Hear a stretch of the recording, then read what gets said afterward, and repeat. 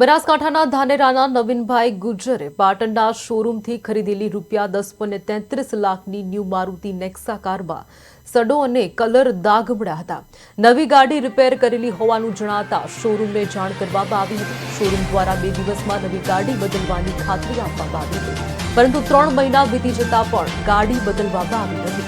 પાટણના શોરૂમના જવાબદારીથી પલટાતા હવે ગ્રાહકે એસપીને રજૂઆત કરી અને ગ્રાહક સુરક્ષા ફોરમમાં કેસ નોંધાવ્યો છે।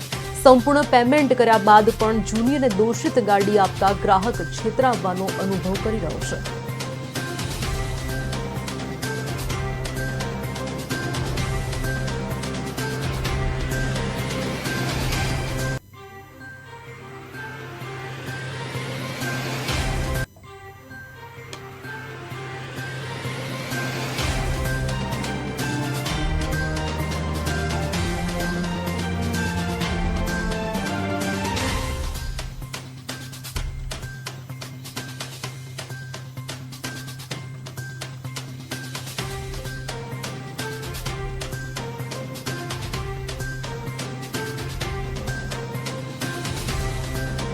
પાટણ ખાતે તારીખ 12/6/2025 રોજ સીએનજી ડેલ્ટા ફ્રોન્ક્સ ગાડી ખરીદેલી।